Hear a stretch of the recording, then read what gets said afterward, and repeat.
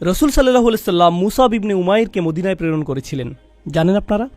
মুসাব ইবনে উমাইর ছিলেন অত্যন্ত প্রতিভাবান তরুণ, যাকে মদিনায় প্রেরণ করা হয়েছিল কোরআন শিক্ষা দেওয়ার জন্য। তিনি ছিলেন অত্যন্ত ধনী পরিবারের সন্তান, কিন্তু তার পরিবার তাকে ত্যায্য করেছিল। এরপর তার পরিধানের বস্ত্রও ছিল না। বদরের যুদ্ধে তিনি শহীদ হলেন। কাফনের কাপড় দিয়ে যখন তার পা আবৃত করা হলো, মাথা উন্মুক্ত হয়ে গেল। আবার যখন মাথা আবৃত করার চেষ্টা করা হলো, পা উন্মুক্ত হয়ে গেল। রসুল সাল্লাল্লাহু আলাইহি সাল্লাম তাকে মদিনায় প্রেরণ করলেন কি শিক্ষা দেওয়ার জন্য? কোরআন। সকালের নাস্তার জন্য তিনি কি খাবেন? সূরা বাকারা। দুপুরে কি খাবেন? রাতে কি খাবেন? রাসূল সাল্লাল্লাহু আলাইহি সাল্লাম তার জন্য বেতনের ব্যবস্থা করেছিলেন, যাতে তিনি তার কাজ করতে পারেন। কোরআন শিক্ষাদানের জন্য তাকে অর্থ প্রদান করা হয়েছিল। তারা আল্লাহর আয়াতকে বিক্রি করে, এই কথার অর্থ কি জানেন? এর মানে কি? এর মানে হলো আয়াতগুলোর নির্দিষ্ট অর্থ রয়েছে, কিন্তু মানুষ তা শুনতে চায় না। তো আপনি অর্থ পরিবর্তন করে দিলেন, আর মানুষ যা শুনতে চায় আপনি তাই বললেন, যার ফলে তারা আপনার প্রতি রাগান্বিত হবে না। আপনি মানুষকে এমন জবাব প্রদান করেন যা শুনে তারা ভালো বোধ করবে, আর তারা যা শুনতে ভালো বোধ করবে না সেগুলো আপনি এড়িয়ে গেলেন। এভাবেই তারা আপনাকে পছন্দ করতে থাকে, আর আপনি নিজের জনপ্রিয়তা ধরে রাখেন। এটাই সামান্য মূল্যে আয়াত বিক্রি করা। সামান্য মূল্য বলতে এখানে মানুষের সন্তুষ্টিকে বোঝানো হচ্ছে, বুঝতে পারছেন? এখানে আয়াতটি হলো, তার অনুসরণ করো যে তোমাদের কাছে কোনো বিনিময় চায় না। এমন কাউকে অনুসরণ করো যে তোমার কাছে কোনো বিনিময় চায় না। আসুন এটা বুঝি।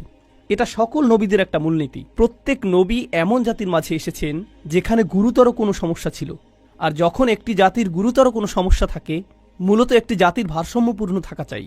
কিন্তু যখন তারা কোনো অপরাধ সংঘটিত করে, তখন তারা ভারসাম্য হারাতে থাকে, আর ভারসাম্যহীনতা খারাপ হতেই থাকে, হতেই থাকে, হতেই থাকে। এটা এমন অবস্থায় পৌঁছে যখন গোটা জাতিটা ভেঙে ছিন্ন ভিন্ন হওয়ার উপক্রম হয়। আর রাসূলের কাজ হলো তাদেরকে সেই ভারসাম্যহীনতা থেকে টেনে তোলা এবং আবারও সঠিক অবস্থানে নিয়ে আসা, বুঝতে পারছেন? কিন্তু যখন একটি ভারসাম্যহীনতা জনপ্রিয় হয়ে যায়, সকলে এটা করতে থাকে, সকলেই এতে অভ্যস্ত হয়ে যায়, আর এটা উদযাপনের বিষয়ে পরিণত হয়, এটাই ফ্যাশনে পরিণত হয়, তখন এটার বিরুদ্ধে বলা কি সহজ? না। উদাহরণস্বরূপ, এখনকার সময়ে সমকামিতার বিরুদ্ধে বলাটা বেশ কঠিন হয়ে গিয়েছে, তাই না? লূত আলাইহিস সালাম কি এমন সময়ে বসবাস করেছেন যখন এটা জনপ্রিয় ছিল? হ্যাঁ। তাকে কি এর বিরুদ্ধে কথা বলতে হয়েছিল? হ্যাঁ। তিনি কি এর জন্য বিরোধিতার সম্মুখীন হয়েছিলেন? হ্যাঁ। বিষয়টা কোরআনে আসার পেছনে কারণ রয়েছে। আপনি যদি এর বিরুদ্ধে বলেন, মানুষ আপনার দিকে তেড়ে আসবে। লূত আলাইহিস সালামের কথা কোরআনে এজন্যই এসেছে। যখন আপনি এমন বিষয় নিয়ে কথা বলেন যাতে গোটা সমাজ আচ্ছন্ন থাকে, তারা এই বিষয়টির প্রশংসা করে, আর আপনি এর বিরুদ্ধে কথা বলেন, তখন তারা আপনার দিকে তেড়ে আসবে। এখন যদি আপনি অর্থ উপার্জন অব্যাহত রাখতে চান, অথবা যদি আপনি সেই সমাজে বসবাস অব্যাহত রাখতে চান, আপনি যদি নিরাপদ অবস্থানে থাকতে চান, তখন আপনি কোন বিষয়গুলো এড়িয়ে যাবেন? সেই বিষয়গুলো যা নিয়ে তারা আচ্ছন্ন। আপনি অন্য কোনো বিষয় নিয়ে কথা বলবেন। লূত আলাইহিস সালাম শুধু পিতামাতার প্রতি সৎ ব্যবহার নিয়ে কথা বলতে পারতেন। তিনি শুধু কথা বলতে পারতেন প্রতিবেশীর সাথে উত্তম আচরণ নিয়ে। তিনি শুধু নামাজ নিয়ে কথা বলতে পারতেন। যৌন পাপের বিষয়গুলো তিনি এড়িয়ে যেতে পারতেন, কারণ এগুলো ছিল অতি বিতর্কিত, তাই না? তিনি যদি এটা করতেন, তাহলে কি তিনি ঝামেলায় পড়তেন? না, কোনো ঝামেলা হতো না। আর প্রসঙ্গক্রমে তিনি কিন্তু এখনো ভালো কাজ নিয়েই কথা বলছেন। পিতামাতার প্রতি সদাচরণ একটি ভালো কাজ, নামাজ পড়া একটি ভালো কাজ, দানশীলতা একটি ভালো কাজ। তো কেন তাকে এমন বিষয়বস্তু বেছে নিতে হলো যা তাকে ঝামেলায় ফেলবে? আসলে এটাই একজন রাসূলের কাজ।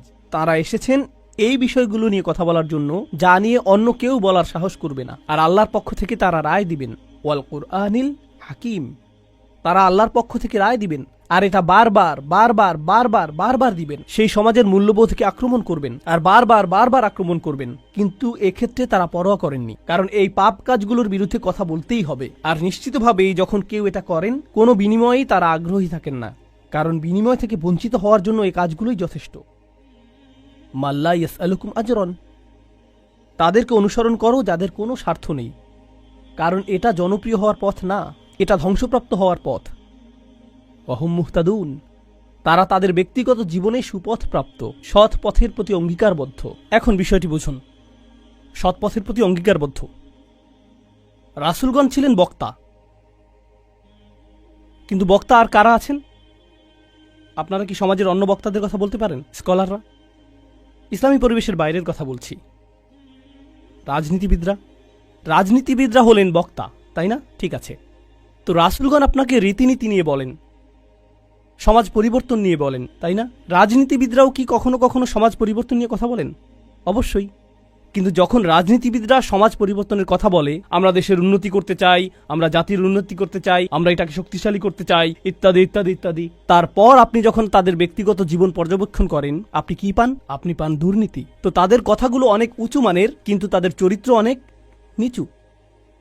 আর প্রসঙ্গক্রমে আপনি দেখেন যে তারা উঁচু মানের জিনিসগুলো নিয়ে কথা বলে এজন্য যে তারা ক্ষমতা চায়, তারা মন্ত্রী হতে চায়, তারা বিনিময় চায়, তারা কোনো কিছুর প্রতি লালায়িত। যখন নবীরা কথা বলেন, তারা কি চান? তারা শুধু চান ন্যায় বিচার, তারা শুধু চান সত্য, আপনার কাছ থেকে কোনো বিনিময় চান না। আর উপরন্তু আপনি যদি নবীদের ব্যক্তিগত জীবনের দিকে লক্ষ্য করেন, তারা সর্বদাই সঠিক পথের প্রতি অঙ্গীকারবদ্ধ ছিলেন। ওয়াহুম মুহতাদুন। তো বাণীটি নিখুঁত এবং বাণীবাহকও নির্ভেজাল। এই ধারণাটি কি আগেও শেখানো হয়েছিল? হ্যাঁ, ইন্নাকা লামিনাল মুরসালিন আলা সিরাতিম মুস্তাকিম। আরেকবার পুনরালোচনা, কোরআন এরকমটাই করে, আয়াতগুলো পরস্পর সম্পর্কযুক্ত। এখন পরের আয়াতে অমালি, অর্থাৎ আমার কি সমস্যা হয়েছে, সেই মানুষটি এখনো কথা বলছেন, সেই রজুল, সেই আদর্শ ব্যক্তি, আল্লাহর ইচ্ছায় যার নাম আমরা কোনো একদিন জান্নাতে জানতে পারবো। তিনি বলেছেন, আমার কি সমস্যা হয়েছে? লা আবুদুল্লাযী ফাতারানি, আমি কি সেই সত্তার উপাসনা করব না যিনি অস্তিত্বহীন অবস্থা থেকে আমাকে গড়েছেন? ওয়া ইলাইহি তুরজাউন, আর তোমাদের সকলকে তারই কাছে ফিরিয়ে নেওয়া হবে। এখন মালি, In Arabic we say وَمَالِي لَا أَفْعَلْ التي شأنها أن يوردها المتكلم في رد على من أنكر عليه فعلا। ইবনে আশুর এটা উল্লেখ করেছেন যে যখন কেউ বলে আমার কি সমস্যা হয়েছে যে আমি এটা অথবা সেটা অথবা অন্য কিছু করব, এর অর্থ হলো কেউ তাকে বলেছে যে এই তোমার কি সমস্যা হয়েছে, তুমি কেন ধর্ম ত্যাগ করেছো, আর সে তার দিকে ফিরে এর জবাব দিচ্ছে। তো প্রকৃতপক্ষে উক্তিটি যদিও লিপিবদ্ধ হয়নি, কিন্তু তার বক্তব্যের ধরন দেখে আমরা বুঝতে পারছি, এই তোমার কি সমস্যা হয়েছে, কেন তুমি এই মিথ্যা ধর্মের পক্ষে কথা বলছো? আর তিনি তার দিকে ফিরে বলছেন, আমার এমন কি হয়েছে যে আমি তার উপাসনা করব না যিনি আমাকে সৃষ্টি করেছেন, আর তোমাদের সকলকেও তার কাছে ফিরিয়ে নেওয়া হবে। এটা উপলব্ধি করো যে তোমাদেরকেও ফিরিয়ে নেওয়া হবে। বাক্যটি শুরু হয়েছে আমার কি সমস্যা হয়েছে এটা দিয়ে, শুরু হয়েছে তাকে দিয়ে, আর বাক্যটি শেষ হয়েছে তোমাদের সকলকে তার কাছে ফিরিয়ে নেওয়া হবে। তো তিনি কাকে দিয়ে শুরু করেছেন? নিজেকে দিয়ে। আপনি যদি মানুষের সাথে একাত্ম হয়ে গিয়ে এই বাণী তাদের কাছে প্রচার করতে চান, আপনাকে নিজের সম্পর্কে অনেক কিছু স্বীকার করতে হবে। মানুষকে আপনার এটা বলার সক্ষমতা থাকতে হবে যে তোমরা সমস্যার সম্মুখীন হবে। আমি যদি কাউকে পরামর্শ দিই ভ্রমণ সম্পর্কে, আপনি এই এয়ারলাইন্সে না গিয়ে অমুক এয়ারলাইন্সে যান, আমি যদি এমনটা বলে শুরু করি যে ভাই আমি এই এয়ারলাইন্সে গিয়েছিলাম, তারা এত বেশি দেরি করেছিল, তারা আমার লাগেজ হারিয়ে ফেলেছিল, অমুক এয়ারলাইন্সে যান, এটা কি পরামর্শটিকে বেশি আবেদনময় করে তুলছে? কারণ আপনি নিজের কথা প্রথমে বলেছেন, আর যেহেতু আপনি কোনো একটি অভিজ্ঞতার শিকার হয়েছেন, এখন আপনি ঐকান্তিকভাবে তার কল্যাণের জন্য তার কাছে আসছেন। কিন্তু যদি আপনি তার কাছে গিয়ে বলেন, হে তুমি এই এয়ারলাইন্সে যাচ্ছ, তুমি একটা স্টুপিড, এটা কি এমন ব্যবহার যার ফলে মানুষ রাজি হবে? না, বরং এটা অপমানজনক। তিনি নিজের সম্পর্কে বলছেন, কারণ তিনি চান না যে তারা তাকে ঘৃণা করুক। তিনি ঘৃণার উদ্রেককারী কোনো কথা বলতে চান না, তিনি একপাশে কোনো কথা বলতে চান না, তিনি শুধু তার নিজের সম্পর্কে কথা বলতে চান। দেখো আমার দিক থেকে এটা হবে বড় ধরনের অপরাধ, দেখো আমার দিক থেকে এটা হবে বড় ধরনের অপরাধ যদি আমি তাকে উপেক্ষা করি যিনি আমাকে সৃষ্টি করেছেন। তোমরা সকলেও তার কাছে ফিরে যাচ্ছ। এটা কথা বলার খুবই ভালোবাসাপূর্ণ উপায়, যেটা তিনি ইতিমধ্যে শুরু করেছেন ইয়া কওমি বলার মাধ্যমে। এজন্যই তিনি তার জাতির প্রতি ভালোবাসার টানে ছুটে এসেছিলেন। তো তিনি বললেন, ওমালিয়ালা আবুদুল্লাযী ফাতারানি ওয়া ইলাইহি তুরজাউন আত্তাখিযু মিন দুনিহি আলিহা, আমার কি তাকে ছাড়া অন্য কাউকে উপাস্য মানা উচিত? ইউরিদনির রহমানু বিদুররিন, যদি আর রহমান বা অবিশ্বাস্য রকম দয়ালু সত্তা সিদ্ধান্ত নেন যে কোনো ক্ষতি নেমে আসবে, লা তুগনি আন্নি শাফাআতুহুম শাইআ, অন্য সকল মিথ্যা উপাস্য মিলে আমাকে মুক্ত করতে সক্ষম হবে না। তাদের সকলের মিনতি, তাদের সকলের মধ্যস্থতা, তাদের এই অনুরোধ যে হে আল্লাহ তাকে ছেড়ে দিন, সে আমার উপাসনা করত, এগুলোর কোনোটাই কাজে আসবে না। লা ইউনকিযুন, তারা আমাকে রক্ষা করতে পারবে না। যদি আল্লাহ আমার প্রতি অসন্তুষ্ট হন, এই সব প্রতিমা আমাকে পরিত্রাণ দিতে পারবে না, এই সব পৌরাণিক উপাস্যগুলো আমাকে রক্ষা করতে পারবে না। কেন আমি অন্য কারো কাছে যাব? জানেন তিনি এখানে কি করছেন? তিনি তাদের ধর্মের সমালোচনা করেছেন, তাই না? কারণ তারা অন্য উপাস্যে বিশ্বাস করে, কিন্তু এভাবে না বলে যে তোমাদের কি সমস্যা, কেন তোমরা এই সকল উপাস্যে বিশ্বাস করছো, তারা তোমাদের রক্ষা করতে পারবে না। এর পরিবর্তে তিনি বললেন, কিভাবে আমি এই সকল উপাস্যে বিশ্বাস করতে পারি? তারা আমাকে সাহায্য করতে পারবে না। কাকে? আমাকে। আমি শুধু আমার নিজেকে নিয়ে চিন্তিত। আত্তাখিযু মিন দুনিহি আলিহা ইন ইউরিদনির রহমান, যদি আর রহমান আমার উপর কোনো ক্ষতি নামানোর সিদ্ধান্ত নেন। প্রথমত তিনি আমি সর্বনামটি ব্যবহার করেছেন, কারণ এখন তিনি তাদের মূর্তিগুলো নিয়ে কথা বলবেন। আপনি অন্য মানুষের ধর্ম নিয়ে কথা বলতে পারেন যতক্ষণ এটা আপনার সাথে প্রাসঙ্গিক হয়। কেন এটা আপনার কাছে যুক্তিসঙ্গত মনে হয় না? তাদের সম্পর্কে না, বরং আপনার সম্পর্কে। এই জিনিসটা আমার কাছে যুক্তিসঙ্গত মনে হয় না, এই জিনিসটা আমার সাথে যায় না, এটা আমি আমার নিজের জন্য সঙ্গতিপূর্ণ মনে করি না। কেন আপনি এভাবে কথা বলবেন? কারণ আপনি এটাকে আত্ম অহংকারের প্রতিযোগিতায় পরিণত করতে চান না। এখানে দ্বিতীয় বিষয়টি হলো আর রহমান। যদি আর রহমান অকল্যাণ দেওয়ার সিদ্ধান্ত নেন, তারা আমাকে রক্ষা করতে পারবে না। দাঁড়ান, আর রহমান শব্দটির অর্থ কি? যিনি অকল্যাণ দেন। এর অর্থ কি? আর রহমান অর্থ যিনি দয়ালু, যিনি যত্ন করেন, যিনি ভালোবাসা প্রদর্শন করেন। তো কেন তিনি বলছেন যে আর রহমান যদি কোনো অকল্যাণ করতে চান? আর রহমান শব্দটি এবং ক্ষতি শব্দটি একে অপরের সাথে যায় না, তাই না? তারা একসাথে যায় না। জানেন তিনি তাদেরকে কি বলেছেন? তোমরা আর রহমানকে নিয়ে এর আগে উপহাস করেছ। তোমরা বলেছ মা আনজালার রহমান মিন শাই, আর রহমান কোনো কিছু প্রেরণ করেননি। তারা ইতিমধ্যেই এই নামটি ব্যবহার করেছে। তার নাম অবিশ্বাস্য রকম ক্ষমাশীল এবং অত্যাধিক ক্ষমাশীল। কিন্তু এর অর্থ এই নয় যে তার অকল্যাণ সাধন করার ক্ষমতা নেই। আপনি তার নাম থেকে সুযোগ নিতে পারবেন না, আর ভাবতে পারবেন না যে কোনো কিছুই হবে না। আরে ভাই, আল্লাহ মহান, কোনো সমস্যা হবে না। কিছু মানুষ আল্লাহর সাথে আপোষ মীমাংসা করতে চায়। আমি আল্লাহর জন্য এত কিছু করি, আমি যদি সামান্য কয়েকটি বিষয় কখনোই না করি, এতে কোনোই সমস্যা নেই। আল্লাহর এটা বোঝা উচিত। আসলেই তার বোঝা উচিত। এমনভাবে কথা বলছেন যে তিনি এটা বুঝেন না। আপনি কি আল্লাহ সম্পর্কে এভাবে কথা বলার অবস্থানে রয়েছেন? হ্যাঁ, কারণ তিনি আর রহমান। ওকে, তাহলে দেখা যাবে এজন্যই আপনি কোরআনের সবচেয়ে কঠোর আয়াতগুলোর মধ্যে আর রহমান শব্দটি পাবেন, যাতে আপনি এই বিষয়টি বুঝে নিতে পারেন যে অবিশ্বাস্য রকম ক্ষমাশীল হওয়ার গুণটি তাকে ন্যায় বিচার থেকে বিরত রাখবে না এবং তার কর্তৃত্বকেও খর্ব করে না। আর প্রসঙ্গক্রমে এই আয়াতে তিনি আসলেই আর রহমান। কেন জানেন? কারণ আল্লাহর একজন বান্দা, প্রত্যেক মানুষই আল্লাহর বান্দা, সে স্বীকার করুক আর নাই করুক। যখন আল্লাহর একজন বান্দা পাপের উৎসে পরিণত হয়, তখন সে হয় এই পৃথিবীতে ক্যান্সারের মতো, যে পাপ কাজ ছড়াতে থাকে। আর তখন আল্লাহ অন্য সকল সৃষ্টির প্রতি রহমা প্রদর্শন করেন তাকে সরিয়ে ফেলার মাধ্যমে। এটাও আর রহমান নামের অন্তর্ভুক্ত। কখনো তার দয়া প্রদর্শিত হয় অন্য সকল সৃষ্টির প্রতি, যখন তিনি তাদেরকে রক্ষা করেন আপনার কাছ থেকে। ইন ইউরিদনির রহমান বিদুররিন লা তুগনি আন্নি শাফাআতুহুম শাইআ। সুবহানাল্লাহ। এখন আমরা তার বক্তব্যের প্রায় শেষে রয়েছি। ইন্নী ইযাল্লা ফি যালালিম মুবিন। যদি এমনটাই হয়, যদি আমি আল্লাহ ছাড়া অন্য কারো উপাসনা করি, যদি আমি অন্য উপাস্য গ্রহণ করি, তাহলে আমি সুস্পষ্ট বিভ্রান্তিতে পড়ে যাব। আমি সম্পূর্ণরূপে বিভ্রান্ত হয়ে যাব। তিনি বিভ্রান্ত নন। তিনি বলছেন তোমরা সবাই বিভ্রান্ত, কিন্তু তিনি তাদেরকে আঘাত করতে চাইছেন না। তাই তিনি বলছেন আমি অত্যন্ত বিভ্রান্তিতে পড়ে যাব যদি আমি এমনটা করি। ইন্নী আমানতু বিরব্বিকুম। আমি ঈমান এনেছি তোমাদের প্রভুর প্রতি, তোমাদের প্রতিপালকের প্রতি। তিনি বলেননি যে আমি ঈমান এনেছি আমার প্রভুর প্রতি, আমার প্রভুর প্রতি। তিনি বলেছেন আমি ঈমান এনেছি তোমাদের প্রভুর প্রতি। তিনি আমি থেকে তুমিতে পরিবর্তন করলেন। আমি আপনাদেরকে একটা সমীকরণ দিচ্ছি। আমি যোগ তুমি সমান সমান আমরা। আমি যোগ তুমি সমান কি? আমরা। তো তিনি শুরু করেছেন আমি দিয়ে, তিনি যাচ্ছেন তুমিতে, কারণ তিনি এর দ্বারা কি বোঝাচ্ছেন? আমরা পৃথক নই। আমি চাই আমরা সবাই যেন সুখী হই। আমি চাই আমরা সবাই যেন আল্লাহর কাছে পরিত্রাণ পাই। এটা আমি বনাম তোমরা নয়, এটা আমি এবং তোমরা। দাওয়াতি কাজ মানে প্রতিপক্ষ নয়, এর অর্থ বিতর্ক নয়, এর অর্থ যুক্তিতর্ক নয়। আমরা এটাকে এগুলোতে পরিণত করেছি। আমি একটি দাওয়াতি প্রোগ্রাম করতে চাই যেখানে আমি খ্রিস্টানদের সাথে বিতর্ক করব। আপনার কোথাও ভুল হচ্ছে। এটা এভাবে কাজ করে না। এর জন্য একটা নির্ধারিত অবস্থান রয়েছে, তবে এটাকে দাওয়াতি কাজ বলে না, এটাকে বলে জিদাল। এর জন্য কোরআনের ভিন্ন শব্দ রয়েছে, আর সেটা হলো সর্বশেষ পন্থা। আমরা শুরুতেই এটা করব না, কখনোই করব না। তো এখন তিনি বলছেন ইন্নী আমানতু বিরব্বিকুম। আমি তোমাদের সকলের প্রভুর প্রতি ঈমান এনেছি, তোমাদের সকলের প্রভুর প্রতি ঈমান এনেছি। ফাসমাউন, আমার কথা শোনো, আমার কথা শোনো। তিনজন রাসূল কথা বলেছেন, আর তিনি বলছেন আমার কথা শোনো। আমি যা বলছি তা শুধু শোনো। কখনো কখনো আমি শিক্ষক হিসাবে এই বিষয়টা খেয়াল করি। আমি আরবি শেখাই অথবা চেষ্টা করি। ধরুন ছাত্ররা সামনে বসে শিখছে, আর তখন একজন সহকারী আসলো, শিক্ষকের সহকারী একজন আসলো, আর ছাত্রদের কাঁধে হাত রেখে বলল মনোযোগ দিয়ে পড়ো। আমি কিন্তু মনোযোগ দিতে বলিনি। একজন সহকারী এসে বলল মনোযোগ দিয়ে পড়ো। এর কি কোনো প্রভাব রয়েছে? হ্যাঁ। এর কি ভিন্ন ধরনের প্রভাব রয়েছে? হ্যাঁ।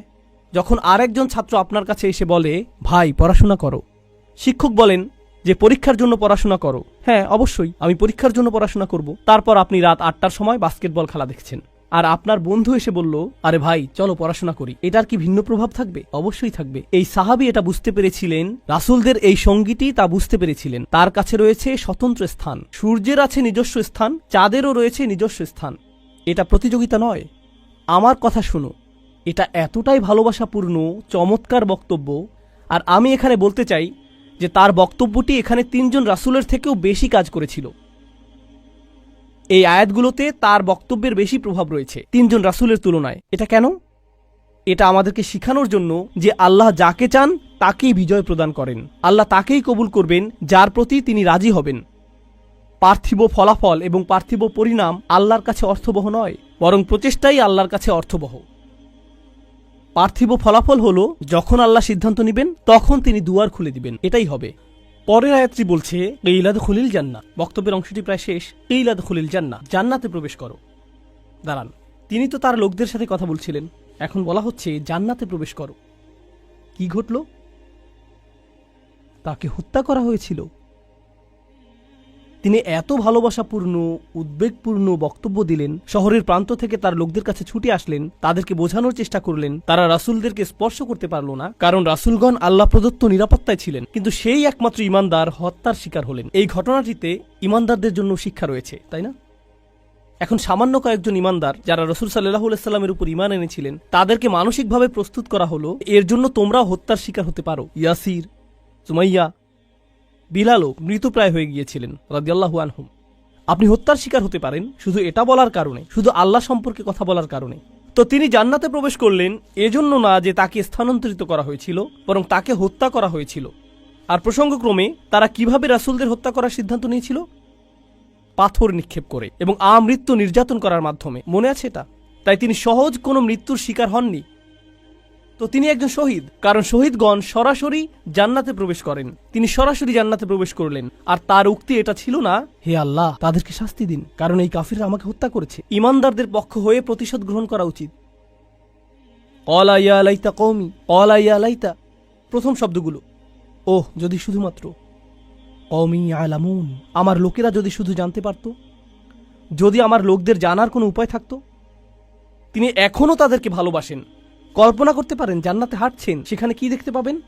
যাওয়াতা আফনান ফাবিআইয়ি আলাই রাব্বিকুমা তুকাযযিবান। আপনি জান্নাতে গাছ দেখবেন আর তা আপনাকে সম্মোহিত করবে। আপনি ঝর্ণাধারা দেখবেন আর সম্মোহিত হয়ে যাবেন। আপনি ফল দেখতে পাবেন আর প্রথম কামড়ের পর আপনি নিজেকে হারিয়ে ফেলবেন। আপনি আপনার সুন্দরী স্ত্রীদের দেখবেন আর আনন্দে দিশেহারা হয়ে যাবেন। তিনি এই সব কিছু দেখছেন আর তিনি বলছেন না ও, তিনি শুধু বলছেন ও আমার লোকেরা, যদি শুধু তারা জানতে পারত। সুবহানাল্লাহ। তিনি জান্নাতে পৌঁছে গেলেন, তবুও তার লোকদেরকে ভুললেন না। জানেন বিচার দিবসে মানুষ সবকিছু ভুলে যাবে। মা তার সন্তানকে ভুলে যাবে। ইয়াউমা তারাউনাহা তাযহালু কুল্লু মুরদাআতিন আম্মা আরদাআত। সেই দিন প্রত্যেক স্তনদানকারী মা তার সন্তানকে ভুলে যাবে। ইয়াউমা ইয়াফিরুল মারউ মিন আখিহি ওয়া উম্মিহি ওয়া আবিহি ওয়া সাহিবাতিহি ওয়া বানিহি। সেদিন প্রত্যেক মানুষ তার ভাইয়ের কাছ থেকে পালিয়ে বেড়াবে। সূরা মারিজে এসেছে। ওয়া ফাসিলাতিল্লাতি তুই, তার মা, তার স্ত্রী, তার সন্তান, তার অভিভাবক, তার গোটা গোত্র, সে তাদের সবার কাছ থেকে পালিয়ে বেড়াবে। সে কারো সাথে কোনো কিছু করতে চাইবে না। ওয়াতাকাত্তাআত বিহিমুল আসবাব। কুরআন বলছে সকল সম্পর্ক ছিন্ন হয়ে যাবে। কিন্তু ঈমানদারদের জন্য এমনটা হবে না। ঈমানদারদের জন্য এমনটা হবে না। সে জান্নাতে প্রবেশ করবে এবং তার ভালোবাসা অব্যাহত থাকবে। কার জন্য?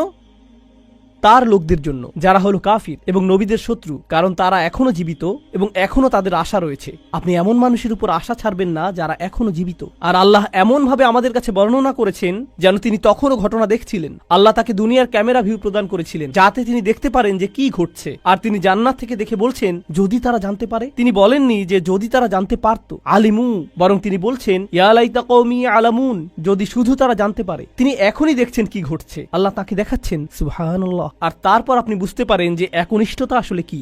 আমরা মুসলিমরা একনিষ্ঠতার কৃত্রিম ধারণা তৈরি করেছি। আমি এটা মানতে পারি না। একনিষ্ঠতা শব্দটিকে নিয়ে আমরা যা করছি, তুমি যা করো তার সবকিছুতে ইখলাস থাকতে হবে। সব সময় তোমার নিয়তকে যাচাই করে চলবে। এখনই যাচাই করুন। কারণ যদি একনিষ্ঠতা না থাকে তাহলে তোমার কোনো কাজেরই মূল্য থাকবে না। আর তোমার একনিষ্ঠতা থাকতে হবে শুধু এবং শুধুমাত্র আল্লাহর জন্য। আমি এর সাথে দ্বিমত পোষণ করব? আমি জানি এখনই আমাকে হত্যা করতে আসবেন না। রাসূল সাল্লাল্লাহু আলাইহি সাল্লাম একজন মানুষের কথা বলছেন যে অনেক পাপ করেছে, অনেক পাপ। সে নামাজ পড়ে না, কিছুই করে না। একদিন সে হাঁটতে হাঁটতে একটি তৃষ্ণার্ত কুকুর দেখতে পেল। তৃষ্ণায় কুকুরটির জিহ্বা বের হয়ে আছে, আর লোকটি সিদ্ধান্ত নিল যে নিজে পান করার আগে সেই কুকুরটিকে পান করাবে। শীঘ্রই লোকটি মারা গেল, আর আল্লাহ তাকে জান্নাত দান করলেন। হ্যাঁ, আসুন ঘটনাটা খেয়াল করি। এই লোকটি, সে কি বিশ্বাসী? আমরা জানি না। সে কি নামাজ পড়ে? না। যখন সে কুকুরটিকে পান করাচ্ছিল, সে কি বলেছিল যে দাঁড়াও, আগে নিয়তের ইখলাস এনে নেই, আমি শুধু এটা করছি আপনার জন্য, ইয়া আল্লাহ, কুকুরের এই বের হয়ে থাকা জিহ্বা আমার কাছে মূল্যহীন, আমি শুধু আপনার সন্তুষ্টি কামনা করি, আর তারপর আমি কুকুরটিকে পানি খাওয়াই? তিনি এমনটা করেছিলেন? তিনি শুধুই কুকুরটির জন্য খারাপ বোধ করেছিলেন এবং কুকুরটিকে পানি পান করিয়েছিলেন, তাই না? তো কুকুরটির জন্য তার উদ্বেগের ব্যাপারে তিনি একনিষ্ঠ ছিলেন, তার ইখলাস ছিল, তাই না? এখানে এই ইমানদারটি তার লোকদেরকে ভালোবাসেন, কিন্তু তিনি কি বলেছেন যে এটা যদি আল্লাহর জন্য না হতো তাহলে আমি আমার লোকদের ঘৃণা করতাম। তিনি এজন্য তাদেরকে ভালোবাসেন কারণ তারা তারই লোক, আর এটাই তার লোকদের জন্য একনিষ্ঠতা। ইবাদতের ক্ষেত্রে আল্লাহর প্রতি আপনার একনিষ্ঠতা থাকতে হবে, আপনার পিতামাতার প্রতি আপনার একনিষ্ঠতা থাকতে হবে, শুধু আল্লাহর জন্য না, বরং এজন্য যে তারা আপনার পিতামাতা। আপনার একনিষ্ঠতা থাকতে হবে অন্য মুসলিমদের জন্য, কারণ তারা আপনার মুসলিম ভাই। আপনার একনিষ্ঠতা থাকতে হবে আপনার প্রতিবেশীর জন্য, আপনার একনিষ্ঠতা থাকতে হবে আপনার কাজের প্রতি, আপনার লেখাপড়ার প্রতি, আপনার একনিষ্ঠতা থাকতে হবে আপনার ব্যবসায়ের অংশীদারের প্রতি। এই সব কিছুই একনিষ্ঠতা। আপনি কৃত্রিমভাবে এটা বানাতে পারবেন না। না, আমি তোমার বন্ধু হতে পারবো না, কারণ এটা আল্লাহর সন্তুষ্টির জন্য না। আমরা শুধু একসাথে বাস্কেটবল খেলবো, আর এটা আখিরাতে আমার কোনো কাজে আসবে না। আমি জানি না কে এই অদ্ভুত কথা আপনাকে শিখিয়েছে। যখন আপনি আপনার নিয়ত যাচাই করছেন বাস্কেটবল খেলায় বল ছোড়ার আগে, কারণ এতে কোনো ইখলাস নেই, এটা এইভাবে কাজ করে না। আমাদের নিয়তের পরিচ্ছন্নতা থাকতে হবে, এটা নিশ্চিত। আমাদের নিয়তকে পুনরায় যাচাই করতে হবে, এটা নিশ্চিত। একনিষ্ঠতার গণ্ডি আল্লাহর প্রতি একনিষ্ঠতার চেয়েও অনেক বেশি। এই একনিষ্ঠতা তার সকল সৃষ্টির প্রতিও প্রযোজ্য। মানুষের প্রতি আপনার নিয়ত পরিচ্ছন্ন থাকতে হবে, কৃত্রিমভাবে নয়। তো এই ছিল তার নিজের লোকদের প্রতি ভালোবাসা, এমনকি জান্নাতে যাওয়ার পরও। এখানে আল্লাহ আসলে বর্ণনা করছেন যে মানুষের প্রতি ভালোবাসা হলো জান্নাতি মানুষের গুণ। আমি আবারও বলছি, নিজের লোকদের প্রতি ভালোবাসা হলো জান্নাতি মানুষের গুণ। তো যখন আপনি এমন মুসলিম দেখেন যারা সব সময় মানুষের প্রতি রাগান্বিত, তারা সব সময় অন্য মুসলিমদের প্রতি রাগান্বিত, তারা নিজেদের পরিবারের প্রতি রাগান্বিত, তারা সবচেয়ে বেশি রাগান্বিত অমুসলিমদের প্রতি, তারা রাগান্বিত, এটা জান্নাতি মানুষের গুণ না। ইয়া লাইতা কওমি ইয়ালামুন। এখন তিনি এই বক্তব্যটি দিলেন তার লোকদের প্রতি। আমরা এমনকি তার নামও জানি না, আর তার কথাগুলো কিয়ামত পর্যন্ত পাঠ করা হবে। এখন আপনার এবং আমার কথোপকথনগুলোর কথা ভাবুন। আমরা কথা বলি আইফোন নিয়ে, আমরা কথা বলি গাড়ি নিয়ে, আমরা কথা বলি খেলাধুলা নিয়ে। এই কথাগুলো কোথায় যাবে? এই কথাগুলো কি চিরদিন থেকে যাবে? না। এগুলো কি পৃথিবীতে কোনো কল্যাণ নিয়ে আসবে? না। জানেন এই সম্পর্কে ভাবতে গিয়ে আমি কি উপলব্ধি করছি? আল্লাহর কাছে কথা হলো অমূল্য রত্ন। লোকটি কোনো নবী নন, তবুও তার কথা কোরআনে সংরক্ষিত হয়ে আছে। আল্লাহ কি অন্য জিনিসে সংরক্ষিত রাখেন? আকুল্লা শাইইন আহসাইনাহু ফি ইমামিম মুবিন। আল্লাহ বলছেন যে আমি সবকিছুই সংরক্ষণ করে রাখি। তিনি সবকিছুই সংরক্ষণ করে রাখেন। তো কোন জিনিসটি আপনি সংরক্ষণ করে রাখতে চান? ভালো কিছু? কোনো একনিষ্ঠ পরামর্শ? আপনাকে কি ব্যাপক জ্ঞানের অধিকারী হতে হবে ভালো কিছু বলার আগে? এই মানুষটির কি ভালো কথা বলার আগে অনেক ডিগ্রির প্রয়োজন হয়েছিল? বিষয়টি জটিল নয়, শুধু ভালো মানুষ হন। লক্ষ্য করুন কেমন চমৎকারভাবে কোরআন সন্নিবেশিত।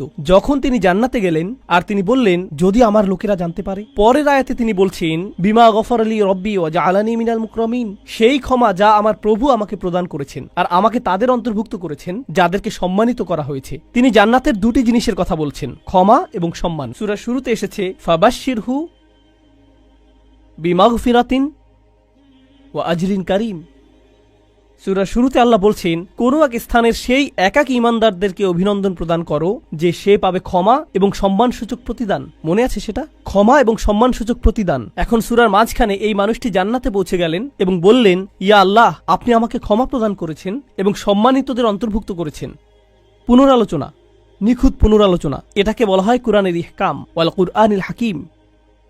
এই আয়াতগুলো নিয়ে শেষে একটি বিষয় আমি আসলেই ভালোবাসি, তা হলো যখন তিনি তার লোকদের সাথে কথা বলছিলেন তিনি বললেন, ইন্নী আমানতু বিরব্বিকুম, আমি ঈমান এনেছি তোমাদের প্রভুর প্রতি, আমি ঈমান এনেছি তোমাদের প্রভুর প্রতি। কিন্তু যখন তিনি জান্নাতে প্রবেশ করলেন তিনি বললেন, বিমা গফারলি রব্বি, আমার প্রভু। একই মানুষের কথা। এখন তিনি বলছেন আমার প্রভু। যখন তিনি জান্নাত দেখলেন, যখন তিনি জান্নাতে প্রবেশ করলেন, যখন তিনি ক্ষমা লাভ করলেন, যখন তিনি আল্লাহ প্রদত্ত সম্মানের অধিকারী হলেন। প্রসঙ্গক্রমে কারো দ্বারা সম্মানিত হওয়ার অর্থ কি? কিভাবে আপনি কারো দ্বারা সম্মানিত হতে পারেন বলতে পারেন আমাকে? স্বীকৃতি পাওয়া। হ্যাঁ, কারো স্বীকৃতি পাওয়া। কেউ আপনাকে অভিবাদন জানালো, কেউ আপনার সাথে কর্মর্দন করতে আসলেন, এটা দ্বারা তিনি আপনাকে সম্মানিত করলেন, তাই না? আমি এখনই বলে দিচ্ছি, সামনের আয়াতগুলোতে এটা আসবে। সেখানে আল্লাহ বলছেন সালামুন কওলাম মির রব্বির রহিম, এই সূরাতেই। আরো পরে আল্লাহ বলছেন তিনি তোমাদেরকে বলবেন সালাম। তো শুরুতে তিনি বলছেন আমি তোমাদেরকে প্রদান করব সম্মানিত প্রতিদান, সম্মানিত প্রতিদান, সম্মানিত প্রতিদান। সেই সম্মানিত প্রতিদানটি কি? কতটা সম্মানিত এটা হতে পারে? আমি কি একটা মেডেল পাবো? কোনো সার্টিফিকেট দেওয়া হবে পরীক্ষায় পাশ করার পর যেমনটা দেয়া হয়? কি সার্টিফিকেট আপনি পাবেন? আপনি পাবেন সালাম, আল্লাহর পক্ষ থেকে। এটাই আপনি পাবেন। তো যখন তিনি তা পেলেন তিনি ভুলে গেলেন যে এই প্রভু অন্য কারো প্রভু, তিনি শুধু তারই প্রভু। আমার প্রভু আমাকে ক্ষমা প্রদান করেছেন, আমার প্রভু আমাকে সম্মানিতদের অন্তর্ভুক্ত করেছেন, তিনি আমার প্রভু এবং শুধুই আমার প্রভু। সুবহানাল্লাহ। একজন ঈমানদারের কি চমৎকার চিত্র এটা। এখন এটা ঘটেছে জান্নাতে, কিন্তু মূল ঘটনাটা চলমান থাকার কথা কোথায়? এই পৃথিবীতে। কি ঘটেছিল এখানে? এখন আল্লাহ যা করবেন তা অত্যন্ত কঠোর। মনোযোগ দিয়ে শুনুন, কারণ এটা মুসলিমদের আরেকটা ভুল ধারণা। এ কারণে এই সূরাটি আমি বেছে নিয়েছি। যখনই আমি কোনো সূরা বেছে নেই আমি উপলব্ধি করি যে আল্লাহ আমাদের সমসাময়িক এত এত সমস্যার জবাব দিয়েছেন, এটা অবিশ্বাস্য। যদি মুসলিমরা কোথাও আক্রমণ করে অথবা কোনো কিছু বিস্ফোরণে উড়িয়ে দেয় আর অন্য মুসলিমরাও এতে মারা যায়, তাহলে তারা তো জান্নাতেই প্রবেশ করবে, এতে কোনো সমস্যা নেই। আমি এই যুক্তি শুনেছি। এই পরিস্থিতির শিকার হয়ে যদি মুসলিমরা অথবা নিরীহ মানুষ মারা পড়ে, আল্লাহ তো জানেনই তিনি তাদেরকে জান্নাতে পাঠিয়ে দিবেন। তাই এখানে কোনো ক্ষতি হয়নি, কারণ জান্নাত দুনিয়ার চেয়ে উত্তম। আমি জানি না যে আপনি এই ধরনের বিকারগ্রস্ত কথা শুনেছেন কিনা, কিন্তু আমি এটা অনেকবার শুনেছি। এখন আমি আপনাদেরকে এই বিষয়ে কিছু কথা বলবো। আল্লাহ কি এই মানুষটিকে জান্নাত প্রদান করেছেন? হ্যাঁ, কিন্তু আল্লাহ তাকে জান্নাত প্রদান করার অর্থ এটা না যে আল্লাহ সেই লোকদের প্রতি রাগান্বিত নন যারা তাকে হত্যা করেছিল। ঘটনাটির ধারাবাহিকতা পৃথিবীতে চলতে লাগলো। যখন তিনি জান্নাতে মনোরম সময় উপভোগ করছিলেন, আল্লাহ তার হত্যার প্রতিশোধ গ্রহণ করেছেন। ওমা আনজালনা আলা কওমিহি মিন বাদিহি মিন জুনদিম মিনাস সামাই ওমা কুন্না মুনজিলিন, আমরা আকাশ থেকে কোনো সেনাবাহিনী প্রেরণ করব না এই লোকদের জন্য। এই নগণ্য কুরাইশরা তারা মনে করেছে যে অনেক বড় কিছু হয়ে গিয়েছে। এই পৃথিবীতে তারা তুচ্ছ, গুরুত্বহীন। অর্থনীতিতে, রাজনীতিতে, জ্ঞানে, বিজ্ঞানে এই লোকদের ধ্বংস করার জন্য বিশেষ কোনো প্রস্তুতির প্রয়োজন নেই। আকাশ থেকে আমার কোনো সেনাবাহিনী প্রেরণের প্রয়োজন নেই। সেনাবাহিনীর কথা উল্লেখ করার কারণ হলো, যখন আপনি কুরাইশদেরকে সতর্কবাণী প্রদান করেন যে আমি তোমাদেরকে সতর্ক করছি, তারা বলবে কোন সেনাবাহিনী? আর যখন রসুলগণ তাদেরকে সতর্ক করলেন তারা বলছে তোমাদের সাথে কোনো সেনাবাহিনী রয়েছে। এই হুমকি কোথা থেকে আসছে? শুধু তোমরা আর নগণ্য কিছু ঈমানদার। আর আল্লাহ বলছেন তাদেরকে ফেরেশতার সেনাবাহিনী প্রদর্শন করার আমার প্রয়োজন নেই। তারা বলবে ওকে, যদি ফেরেশতা দিয়ে তৈরি সেনাবাহিনী থাকে তোমার কাছে, যারা তোমার কাছে ওহী নিয়ে আসে, যদি সেই ফেরেশতা গোটা আকাশ জুড়ে থাকে, ওয়ালাকাদ রাআহু বিল উফুকিল মুবিন, তিনি জিবরিল আলাইহিস সালামকে গোটা আকাশ জুড়ে থাকার অবস্থায় দেখেছেন, তাহলে কেন তুমি জিবরিলকে কিছু ক্ষমতা প্রদর্শন করতে বলছো না যাতে আমাদেরকে ধ্বংস করে দিতে পারে? হ্যাঁ, আর আল্লাহ বলছেন আমি তোমাদেরকে এর জবাব দিয়ে সম্মানিত করব না। তোমাদের মতো নগণ্য জীবকে ধ্বংস করার জন্য আমার ফেরেশতার প্রয়োজন নেই, তোমরা তারও যোগ্য না। আল্লাহ কি আগের জাতিগুলোকে ধ্বংস করার জন্য ফেরেশতা পাঠিয়েছিলেন? হ্যাঁ, তিনি পাঠিয়েছিলেন। আল্লাহ বলছেন কুরাইশরা এমনকি এরও যোগ্য না।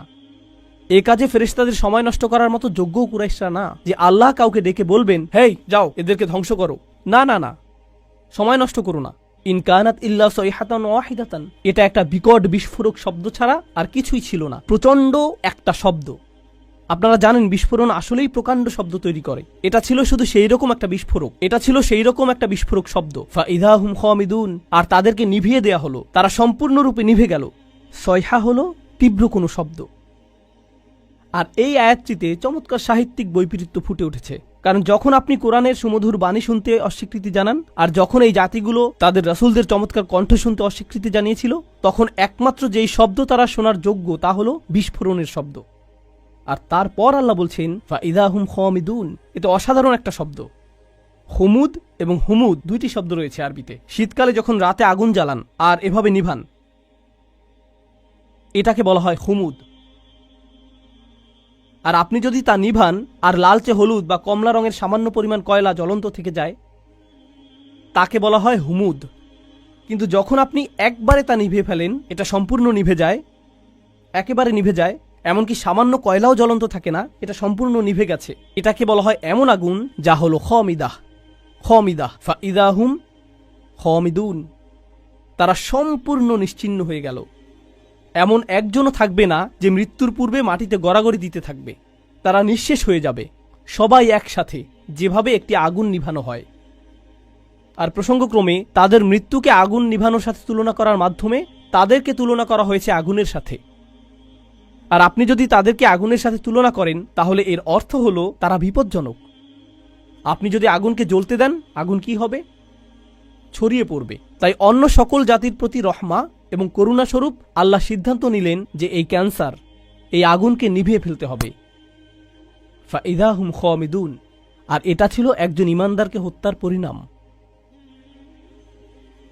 তো এখন দ্বিতীয় এই অনুচ্ছেদটির উপসংহারে এসেছে, ইয়া হাসরাতান আলাল ইবাদ মা ইয়াতিকুম মির রাসূলিন ইল্লা কানু বিহি ইস্তাহজিউন। মানুষের জন্য বিষয়টা কতটা পরিতাপের, আল্লাহ নিজে এটাকে পরিতাপের বিষয় হিসেবে বিবেচনা করছেন। তিনি সেই জাতিকে নিশ্চিহ্ন করে দিয়ে বলেননি যে দেখেছো আমি কি করতে পারি, বরং তিনি বলছেন সেটা একটা পরিতাপের বিষয়। আরবিতে হাসরা বলতে বোঝায় It means هي شدة الندم والتألم والتحسر والحزن على ما مضى. এর দ্বারা আসলেই গভীর দুঃখ প্রকাশ বোঝায় অতীতে ঘটে যাওয়া সবকিছুর জন্য। আল্লাহ নিজে এটাকে পরিতাপের বিষয় বলেছেন। কেন তারা উপদেশ গ্রহণ করল না? আলাল ইবাদ, বান্দাদের জন্য কি সাংঘাতিক পরিতাপের বিষয়। তিনি তাদেরকে বান্দা বলছেন। কেন তিনি বান্দা বললেন? কেন তিনি বললেন না যে ইয়া হাসরাতান আলাল কুফার, কি পরিতাপের বিষয় কুফারদের জন্য, অবিশ্বাসীদের জন্য। তিনি তাদেরকে বান্দা বললেন। জানেন কেন? কারণ মানব সত্তার গভীরে প্রত্যেক মানুষের সম্ভাবনা রয়েছে আল্লাহর বান্দা হওয়ার। এটা কতটা পরিতাপের বিষয়, এটা তোমার ভিতরেই ছিল। এটা অতিরিক্ত কোনো বিষয় নয় যা তোমাকে বাইরে থেকে আনতে হবে। আমি ইতিমধ্যেই তা তোমার ফিতরাতের মধ্যে দিয়ে দিয়েছি। কেন তুমি এটাকে চালু করলে না? তুমি নিজেই অন বাটন চাপতে পারতে। মা ইয়াতিহিম মির রাসূলিন, এমন কোন রাসূল তাদের কাছে আসেনি। ইল্লা কানু বিহি ইস্তাহজিউন, তারা শুধুই যা করেছে তা হলো তাদেরকে উপহাস। যখনই একজন রাসূল এসেছেন, তারা তাকে নিয়ে উপহাস করেছে। এখন এই আয়াতে আল্লাহ বলেননি যে তারা রাসূলদের হত্যা করেছে অথবা তারা রাসূলদের হুমকি দিয়েছে। তিনি বলেছেন যে তারা রাসূলদের নিয়ে উপহাস করেছে। কিন্তু এর আগে আপনারা শিখেছেন তারা বলেছিল যে তারা রাসূলদের হুমকি দিবে, তারা তাদেরকে অভিশাপ হিসেবে গণ্য করবে, মনে আছে সেটা? কিন্তু এখানে যখন পরিতাপের বিষয়টি আসলো, তিনি বলছেন যে এই আযাবের সম্ভাবনার সূচনা হয়েছে তাদেরকে উপহাস থেকে। যখন একটি জাতি রাসূলদের নিয়ে উপহাস করা শুরু করে, তখন থেকে তাদের ধ্বংসের সময় গণনার জন্য ঘড়ির কাঁটা চালু হয়ে যায়। তাদের ধ্বংসের প্রথম ধাপ হলো মূলত কার্টুনে যেরকম ডিনামাইট বোমার ছবি আঁকা থাকে, যেখানে বুঝতে পার, যখন তারা রাসূলদের নিয়ে উপহাস করে এটা শুরু হয়ে যায়। এটাই এখানে বলা হয়েছে, রাসূলদের নিয়ে উপহাস করবেন না, কারণ এর অর্থ আপনি নিশ্চিহ্ন হওয়ার জন্য রাস্তা ধরেছেন। এখন যখন আল্লাহ বলছেন কত রাসূল এসেছে কিন্তু তারা ঈমান আনেনি, তারা শুধু উপহাস করেছে। আপনি সূরাটির শুরুতে শিখেছেন ওয়াসাওয়াউন আলাইহিম আনযারতাহুম আম লাম তুনদিরহুম লা ইউমিনুন। ধারণাটি পুনরায় জোরদার হচ্ছে। কি পরিতাপের বিষয়, এত এত রাসূল এসেছেন কিন্তু মানুষ উপদেশ শুনে না। আলাম ইয়ারাউ কাম আহলাকনা ক্বাবলাহুম মিনাল কুরুন, তারা কি দেখেনি তাদের পূর্বে কত শহর আমরা ধ্বংস করে দিয়েছি, কত জাতি ইতিমধ্যে ধ্বংসপ্রাপ্ত হয়েছে, তারা কি তা দেখে না? তিনি কাকে উদ্দেশ্য করে বলছেন? তিনি রাসূল সাল্লাল্লাহু আলাইহি সাল্লামের সময়ের লোকদের উদ্দেশ্য করে বলছেন এবং বলছেন যে কেন তারা ইতিহাস পর্যবেক্ষণ করে না, কেন তারা দেখে না যে যা রয়েছে তাদের পেছনে। তারা কি দেখেনি? না, তারা দেখেনি, কারণ তাদের পেছনে একটি দেয়াল রয়েছে। তিনি বলেছেন আন্নাহুম ইলাইহিম লা ইয়ারজিউন, তারা তাদের কাছে ফিরে আসবে না। কিছু তাফসীরকারক এই আয়াতটিকে চমৎকারভাবে বিশ্লেষণ করেছেন। চমৎকার একটা বিশ্লেষণ এটা। তারা বলে যে তারা তাদের কাছে ফিরে আসবে না। অর্থ হলো সেই জাতিগুলো যেগুলো ধ্বংস হয়েছে, যেহেতু তারা সম্পূর্ণ নিশ্চিহ্ন হয়ে গিয়েছে আর কেউ রক্ষা পায়নি, তাদের কারোরই সন্তান অথবা বংশ টিকে থাকেনি, তো তোমাদেরকেও বলতে পারবে না যে তোমরা ফিরআউনের বংশধর অথবা লূতের জাতির বংশধর অথবা সালেহ বা শুআইবের জাতির বংশধর।